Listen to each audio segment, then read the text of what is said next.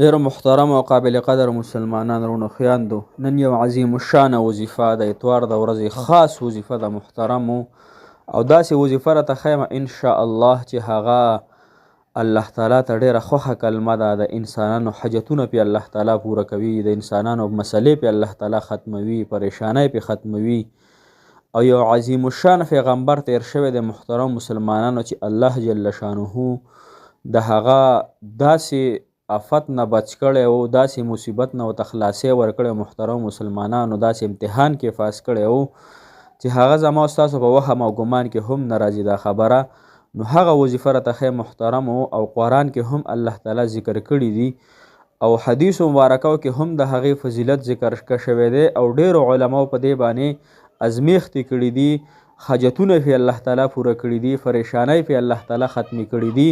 نو محترمو راځئ دا وظیفه راته نن ښایمه انشاءالله په دې طریقه باندې وکئ د خپلو حاجاتو دپاره، د خپلو پریشانو دپاره انشاءالله خوشحاله به او مو هم تاسو ته د دې وظیفو هغه اجازت درکو او تاسو سره سره دعاګانې هم کوو چې الله تعالی دې ورسره ستاسو حاجتونه پوره کړي او الله تعالی دې ورسره ستاسو تمام په تمامه مشکلات اسان کړي. السلام علیکم ورحمت الله وبرکاتو. ډیرو قابل قدر و محترم مسلمانانو عزتمندو، انشاءالله تاسو به روغ جوړ یې، په صحت کې به الله تعالی مو دغه رنګې خوشحاله او باد ساته. الله جل شانه د تمام مسافرو په تمام حاجتونو پوره کړي. ټولو کورونو کې مسافر شته محترمو، دا دعاګانې زما د زړه دي، الله جل شانه د تمام مسافرو تمام حاجتونه پوره کړي او الله جل شانه د خپلو بیبیانو ته، خپلو خویندو ته، خپلو وروڼو ته، خپلو میاندو ته، خپلو اهل و عیال ته په خیر عافیت سره دغه مسافر راوستلی کړي. محترم مسلمانانو، نن چې زمونږ کومه وظیفه ده ډیره خاص وظیفه ده.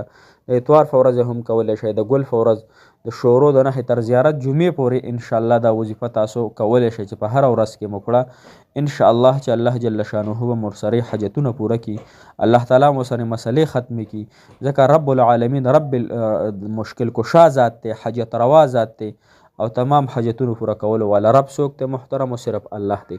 خو د الله نه ما سوا زمونږ بل رب محترمو نو هر انسان پسې تلی خو نشته دی او نه دی کې شک شته چې الله جل شانه سره یو بل داسې ذات شریک شته. الله جل شانه یک تنها ذات دی، هیڅ بې پروا ذات دی. محترم مسلمانانو، وظیفه چې ده هغه به تاسو یو ورځ کوئ، یعنې د اتوار په ورځ باندې به یې کوئ. کو اتوار په ورځ مو نه کړه، د ګل په ورځ یې وکئ.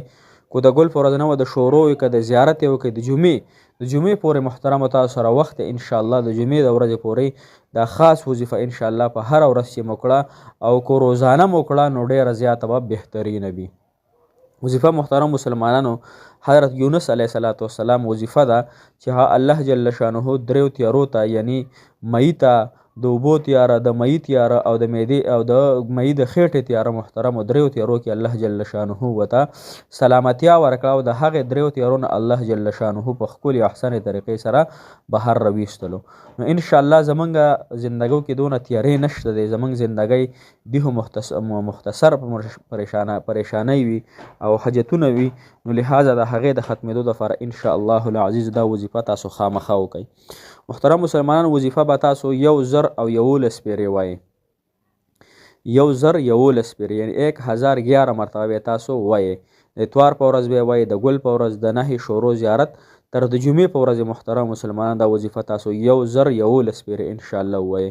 او که نه یو سړی وایي چې زه د جمعې پورې مسلسل روزانه 1011 پیرې ویم، او که څوک وایي چې نه ما څه ټایم نشته دی زه بس په یو ورځ کې ختموم، نو محترم مسلمانانو دغه انسان دی به تقریبا کم از کم 6,000 پیرې په یو ورځ کې ووایي انشاءالله الله جل شانه به دغه انسان حاجتونه پوره کړي. محترمو، وظیفه کمه یوه ده او څه طریقې سره به یې کوئ محترمو، او که څه ټایم به یې کوئ. بهترین ټایم د تهجد دی او که دغه نه د ماسخوتن د لمونځ نه پس چې وظیفه وکړی شي ډېره نور علی نور به محترم مسلمانانو د ماسخوتن د لمونځ نه پس ورسره 2 رکعته صلات حاجت مونځ وشي نو ډېر زیات به بهتره وي. وظیفه کمه یوه ده محترمو، وظیفه د لا اله الا انت سبحانک انی كنت من الظالمین. دې کې اسم اعظم هم پروت دی، دې کې د الله تعالی د دعا د قبلېدو هغه راز هم پروت دی، د حاجتونو پوره کېدو راز هم پکې پروت دی. محترمو، د ګناهونو د معاف کېدو هغه راز هم پکې پروت دی. لهذا د وظیفه تاسو کو یو ورځ کوئ نو بیا 6,000 پیرې ووایئ، نن یې ووایئ یا سبا یې ووایئ.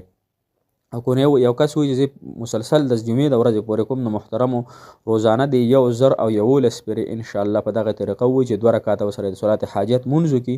صلات حاجت مونځ نه پس په خپل ځای باندې کښېني ډېر سکون او په قلاره سره، او بیا د 11 پیرې درود ابراهیمي ووایي او 1011 پیرې د بیا لا اله الا انت سبحانک انی کنت من الظالمین، لا اله الا انت سبحانک انی کنت من الظالمین. دا د ډېر په ښکلي طریقې ښکلي انداز سره ووایي انشاء الله چې الله جل شانه به په دې یو ورځ کې یا په دې 415 ورځو کې د دې انسان حاجتونه پوره کړي. د دې انسان په زندګۍ کې څومره رکاوټونه دي، څومره غمونه دي، څومره داسې مسلې دي چې نه ختمېدونکي دي، نوم د ختمېدو نه اخلي، الله جل شانه په فضل سره او احسان سره به انشاءالله ضرور ختمیږي. ځکه کوم انسان چې په الله تعالی څنګه ګمان کوي، الله جل شانه د سره هغه رنګې فیصلې راځي.